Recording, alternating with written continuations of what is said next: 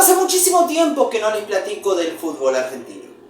Y en esta oportunidad os platicaré de un equipo que hoy en día yace en lo más bajo del fútbol de aquel país. Hoy conocerás la historia del Club Deportivo Loma Negra.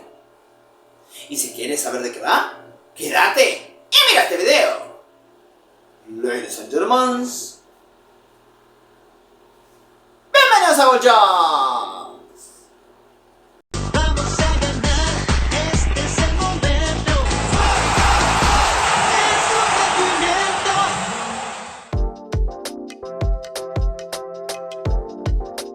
un En estos tiempos donde se discute en Argentina la posibilidad sobre si sociedades anónimas sí o sociedades anónimas no, hubo una SAD que llegó a la primera división de dicho país. Y no fue Textil Mandillú. Tampoco de otros sospechosos que parecen SAD por cómo se manejan, claro, y no lo son, como Deportivo Riestra, Barraca Central, Talleres de Córdoba o Estudiantes de La Plata. Es uno mucho más humilde. Y siempre se dice que los gigantes por algo llegaron ahí. Sin embargo, las situaciones en que David vence a Goliat no se da únicamente en la Biblia u otro tipo de historias. A veces, sucede también en la vida real. Y por ello, les hablaré de este caso particular, que tiene como protagonista al club argentino Loma Negra. Pero antes de iniciar te invito a suscribirte, que es gratis. Activa la campana y dale like para no perderte ni uno solo de los videos que suba.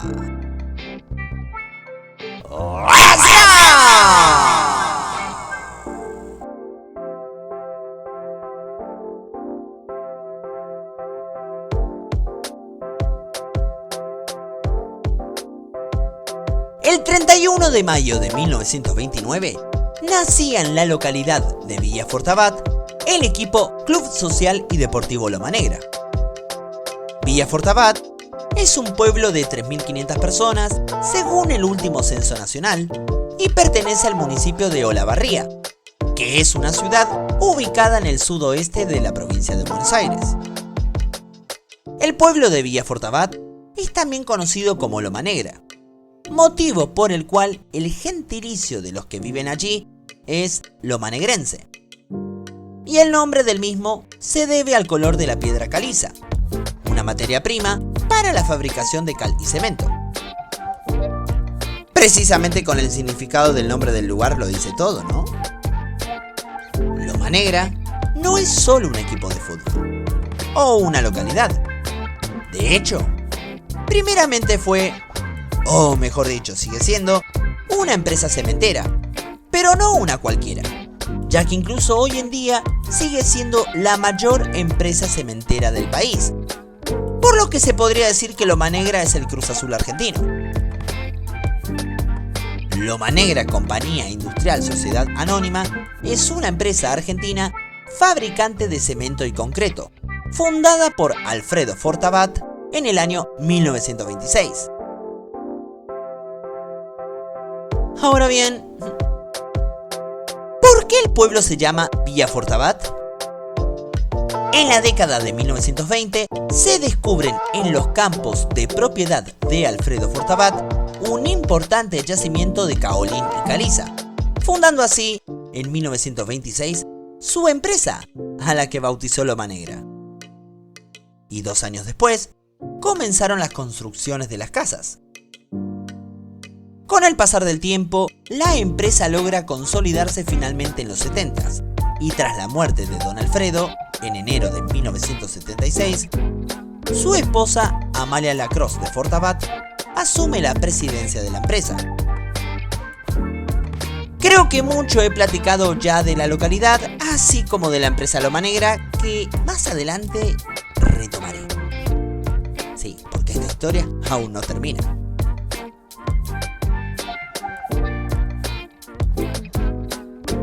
De regreso al fútbol, el equipo Loma Negra se la pasó la mayor parte de su vida en las categorías más bajas del fútbol argentino, disputando hoy en día la Liga de Fútbol de Olavarría, que es una de las tantas categorías que pueden brindarte un ascenso al torneo regional federal amateur. Y para que se den una idea, dicho torneo es una de las 2 cuartas divisiones de dicho país, en donde juegan los equipos que yacen indirectamente afiliados a la AFA. Loma Negra en sus plantillas, desde su fundación, siempre ha tenido a los obreros de la empresa cementera de mismo nombre como parte del plantel del mismo, consagrándose campeón de la Liga de Fútbol de Olavarría por primera vez en 1942. Dicho torneo cambiaría la historia del club a finales de los 70s, cuando se consagran campeones de la Liga de Olavarría en 1978, y con él consigue clasificar al torneo regional de 1979, donde desafortunadamente caerían ante Huracán de Tres Arroyos por un global de 8-4. Como para que comprendan mejor aquellos que no son de Argentina o que ni siquiera saben qué clase de torneo fue ese, como es mi caso, dado que no lo viví, nunca ha sido muy federal que digamos el fútbol argentino. Pero entre 1967 y 1985, al menos, les garantizaba una especie de consuelo a los clubes del interior, que podían mezclarse con los grandes de Buenos Aires en los nacionales, los campeonatos que completaban el calendario de AFA junto a los metropolitanos. Había 2 formas de clasificarse. Mientras las principales plazas del país tenían lugares fijos, como por ejemplo el campeón de la Liga de Córdoba, Tucumán o Mendoza, los equipos de geografías con menor tradición debían ganarse su lugar a través del regional, una competición extra large de la que si gustan, claro, comentaré en otro video próximamente.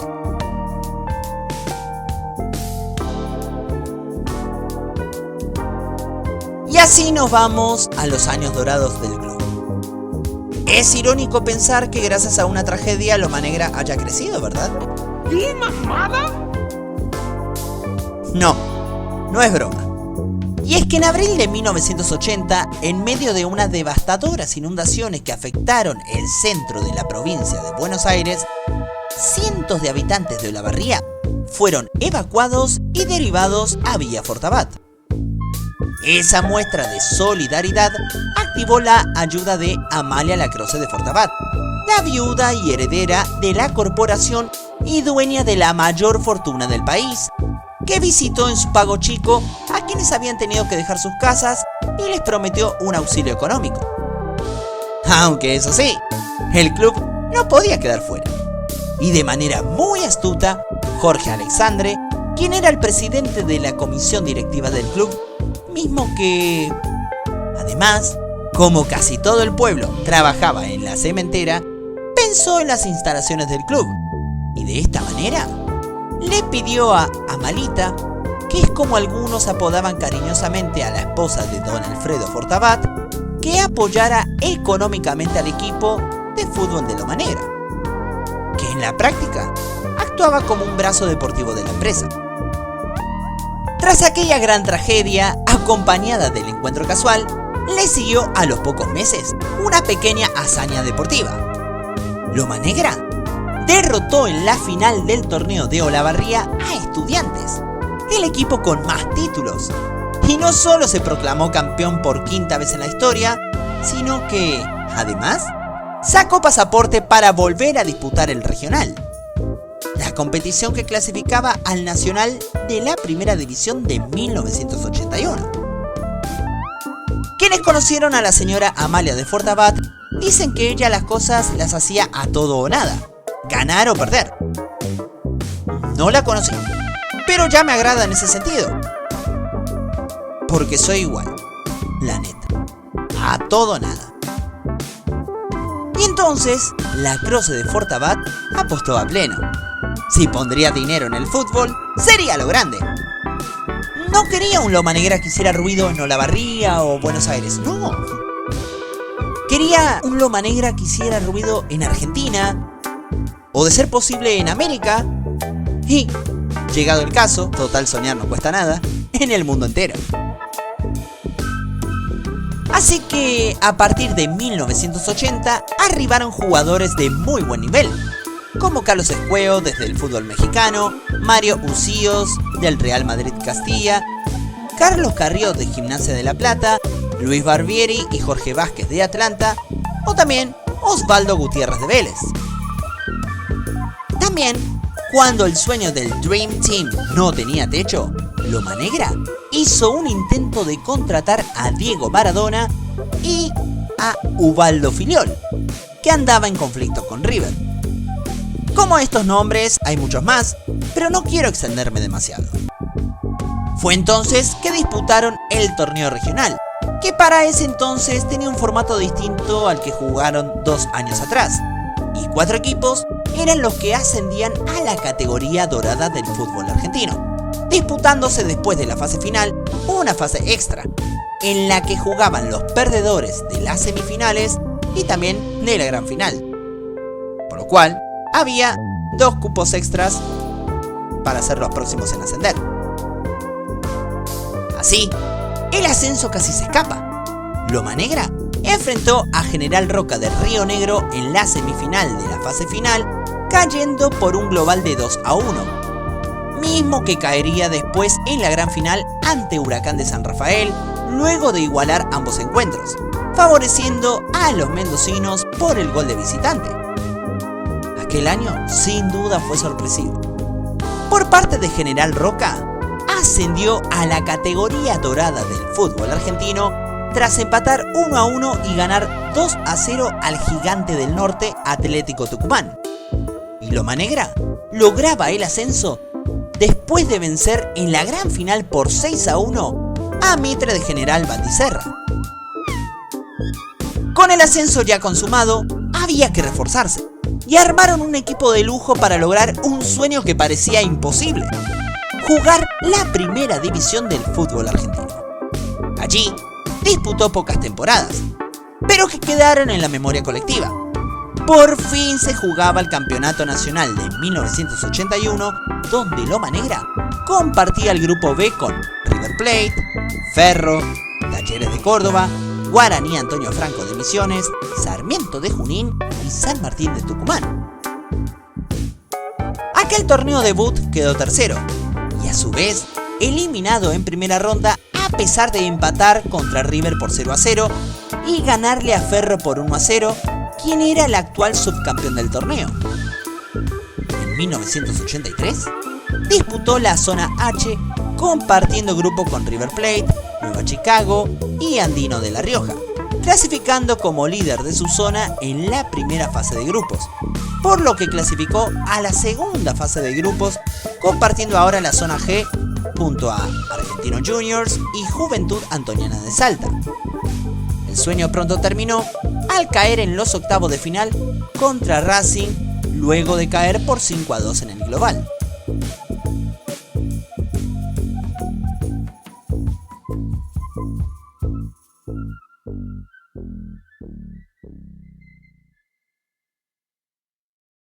Ahora bien, si se han dado cuenta, he pronunciado los torneos de 1981 y 1983.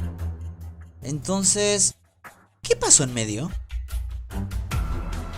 Como quedaron fuera del Nacional 82, decidieron disputar amistosos internacionales, viajando primeramente al Estadio Centenario y le ganó a Nacional. Posteriormente, recibió a Peñarol en Olavarría, culminando en un sorprendente empate.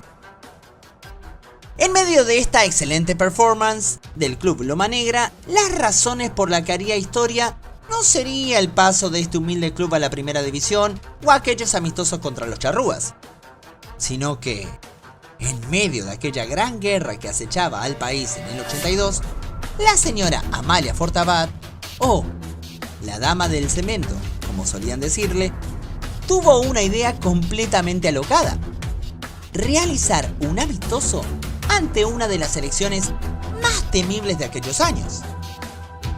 La URSS llevaba un invicto de 3 años sin perder, cuando visitó Argentina para disputar 2 encuentros amistosos los días 14 y 17 de aquel año. Su última derrota, que fue por 3-1, había sido en 1979 ante la selección de Alemania Federal en Georgia.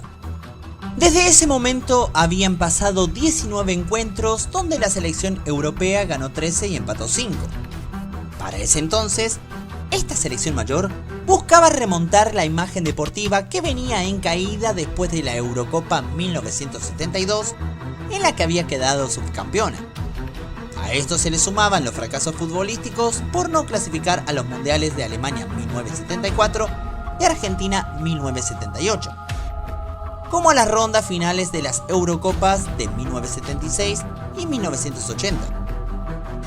Solamente habían conseguido 2 medallas de bronce en los Juegos Olímpicos de Montreal y Moscú. La diferencia estaba en las selecciones juveniles que venían conquistando títulos internacionales desde 1976. De hecho, los juveniles soviéticos perdieron solo una final en esos años.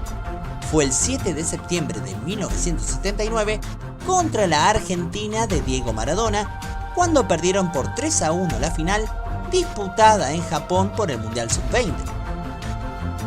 Entre la crisis que enfrentaba la URSS como selección de fútbol y la crisis socioeconómica argentina por el conflicto bélico, daba un escenario en verdad aterrador. Y en aquel encuentro igualaron 1-1 con goles de Oganessian y Ramón Díaz. La realidad del equipo bonaerense era muy distinta. A duras penas había jugado su temporada debut en la primera división el año anterior en el torneo nacional, donde no pudo clasificar a los cuartos de final por diferencia de gol contra el que sería el campeón en ese certamen, River Plate. Desde 1980, el club recibía un importante fondo de dinero de parte de la cementera Loma Negra que presidía en aquel entonces Amalita Lacroze de Fortabat. Ella, al ver frustrada la posibilidad de que su equipo no pudiese ingresar al torneo nacional de 1982, decidió pagar el cachet de $30.000 que exigía la Unión Soviética para jugar contra ellos. Así, el 17 de abril de 1982, en el estadio Racing de la Barría, se llevó a cabo un encuentro donde la recaudación pasó a segundo plano, porque de ambos lados tenían mucho en juego. ¿Y qué pasó después? Mejor verlo que contarlo, ¿no lo creen? Magallanes.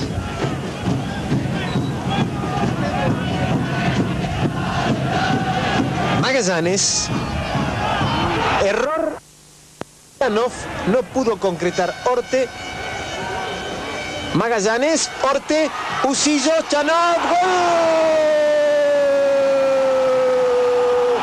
De Loma Negra.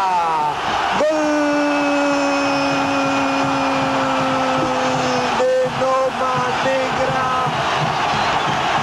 Entre Usillos y Orte, en última instancia, Orte convirtió el gol de Loma Negra, estalló el estadio de Racing, ni quieran saber.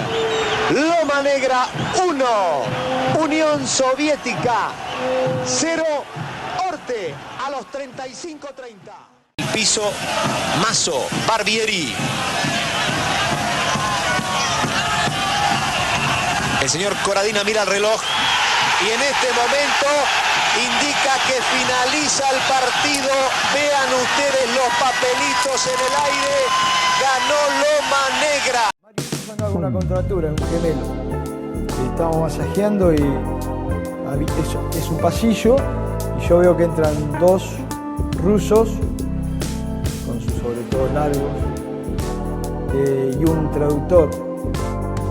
Y bueno, querían parar el partido, sí. Venían con intenciones de parar el partido si no aflojaban el ritmo Loma Negra. Y sí, ocurrió lo impensado. Un equipo de un pueblo pequeño que a duras penas comenzaba su carrera en la élite del fútbol argentino y que tuvo pocos amistosos internacionales, se enfrentó a un gigante europeo y se convirtieron en leyendas, arrebatándole una racha de 3 años invictos a la Unión Soviética. ¡Qué locura!, ¿no? varios portales de aquel entonces enloquecían. Checad nomás los títulos. Yo no sé si aquel encuentro fue bueno o malo. Lo que sí sé es que por el contexto que vivía el país, así como el equipo Loma Negra y la selección de la URSS, le dio un condimento extra formidable. Loma Negra volvió a su cruda realidad en 1984, jugando y cada tanto ganar algún que otro campeonato de la Liga de Olavarría, que son los que ahora ven en pantalla. No obstante, el fin del sueño de Loma Negra llegó en 1983 después de quedar eliminados, ya que el plantel se fue disolviendo. Osvaldo Rinaldi, Pedro Magallanes y Félix Orté se fueron para Racing, Mario Usillos a San Lorenzo, Jorge Pellegrino y Carlos Squeo a Instituto de Córdoba. Saporiti dijo alguna vez que el proyecto se terminó porque la dama del cemento se había cansado del fútbol, pero que si duraba un año más, acompañado de 2 o 3 refuerzos, podían pelear por el título en cualquier campeonato del fútbol argentino. Saporiti al menos tuvo un final feliz. Se consagró campeón con Argentinos Juniors en 1984. En cuanto a Loma Negra, sin el combo de figuras, ni el interés de Amalia Fortabat, el equipo se dedicó a disputar el regional y el campeonato local, ganando por última vez un título en 1991. Y después de que Amalia Fortabat vendiese la empresa en el año 2005 a una compañía brasileña, muchos quizás se preguntaron qué fue del club.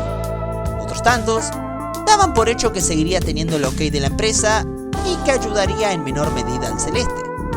Pero lamentablemente no fue así. Años más tarde, se supo que el club anduvo a punto de desaparecer cuando en el año 2022 el portal de noticias Todo Provincial ponía de título la siguiente leyenda: un histórico club que jugó en primera corre riesgo de desaparecer, con una subleyenda que dice: vamos a hacer todo por salvarlo. Walter Ball, actual presidente de Loma, explicó a dicho medio que desde la fundación del club siempre fue la empresa la que se encargó del mantenimiento, pagando el sueldo de los empleados.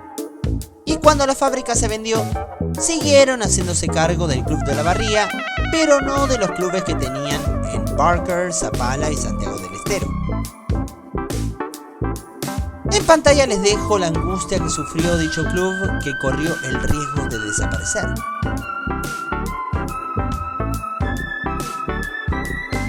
¿Y qué pasó con Loma Negra? ¿Se salvó? Tal parece que sí.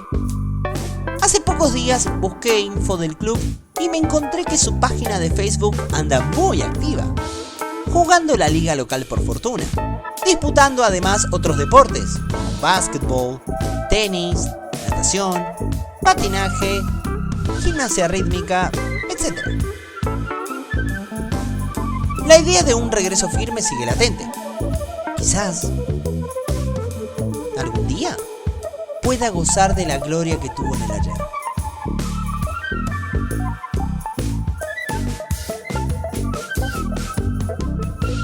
Hoy en día, por increíble que parezca, y a pesar de llevar 5 décadas sin pisar la primera división, ostenta un récord increíble. A pesar de su efímera experiencia, 2 torneos en la élite le bastó para ser el equipo con mejor promedio de puntos por partido del profesionalismo, con 1.92, incluso por encima de Boca y River. Ahora bien, si a esto le sumamos el amateurismo y siempre unificado el criterio de 3 puntos por partido, solamente se vería superado por el mítico Alumni, con un promedio de 2.19. Loma Negra figura en el historial del fútbol profesional argentino en el puesto 104 actualmente, Y no es para menos, considerando su 54% de efectividad en triunfos y un 13% en derrotas. Ese equipo de pueblo que soñó en grande y que logró una hazaña formidable, seguramente siempre quedará en la memoria colectiva. Sobre todo por un récord que sigue vigente y que difícilmente caduque alguna vez. Y ahora sí, con esto me despido. ¿Qué les ha parecido el video de hoy? ¿Les gustaría más historias de clubes o más historias de fútbol en general? Si es la primera vez que ves uno de mis videos y te ha gustado, te invito a que me regales tu like, te suscribas y actives la campanita para no perderte las actualizaciones. También si te gustan los retro y el mundo freaky, tales como los videojuegos, el anime, la música y otras cosas del estilo, sígueme en mi canal secundario llamado Jobs TV, que cada semana subo al menos un nuevo video. ¡Hasta la próxima!